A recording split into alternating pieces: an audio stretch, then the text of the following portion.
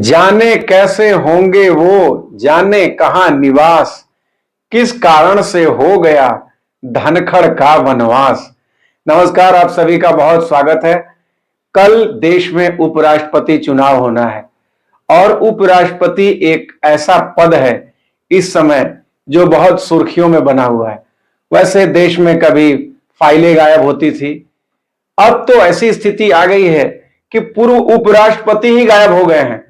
लापता धनखड़ का पोस्टर सबके मन में चल रहा है और पूर्व उपराष्ट्रपति धनखड़ साहब तो छोड़िए, देश में एनडीए के वर्तमान उपराष्ट्रपति पद के उम्मीदवार राधाकृष्णन साहब, सीपी राधाकृष्णन साहब भी गायब ही हैं। उनका कोई अपीलिंग वीडियो भी सर्कुलेट नहीं हो रहा है सुदर्शन साहब की तरह, और ना ही वो बहुत ज्यादा सक्रिय नजर आ रहा है। फिलहाल सबसे ज्यादा सक्रिय हैं एक तो कंटेंट क्रिएटर्स और दूसरा सबसे ज्यादा सक्रिय हैं देश में दोनों पक्षों के शीर्ष नेता। कंटेंट क्रिएटर को जरा से भी कोई आहट मिलती है, तुरंत जो एनडीए के पक्ष वाले हैं बना देते हैं कि शाह ने चली चाणक्य नीति, विपक्ष के कई सांसद संपर्क में, 9 तारीख को होगा खेला।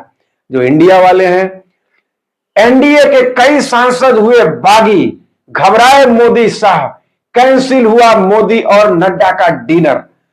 तो एक से बढ़कर के एक दाव पे चल रहा है। अब सोचिए, इसी में लालू जी ने नीतीश जी को फोन लगा दिया, मौके पर चौका मारने की कोशिश। हाँ भाई नीतीश कुमार जी, ये देखिए, ये हम लोग को ध्यान देना है आपको।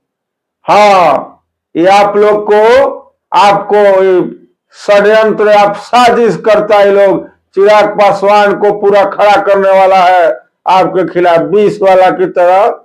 हाँ भाई, चेतिए और सचेत होकर के एकदम हृदय में धुक धुक ही नहीं रहना चाहिए।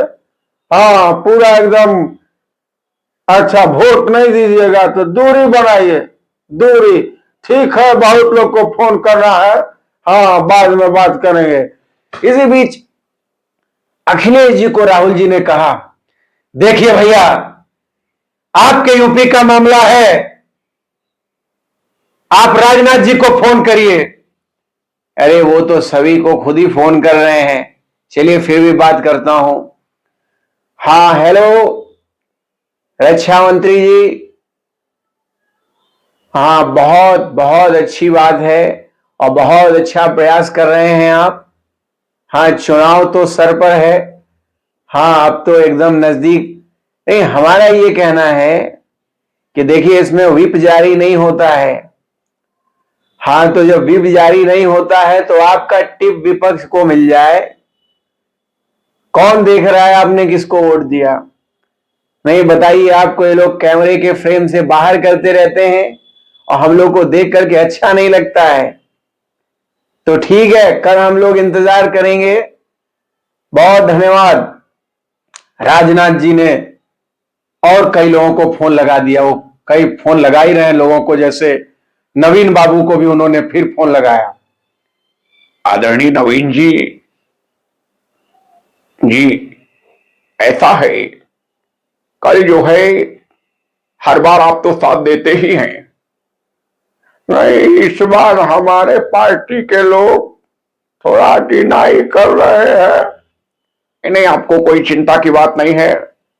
हाँ हाँ, जो कुछ भी हमारे केंद्र से मदद हो सकेगा, केंद्र मदद करेगी और घबराने की बात नहीं है।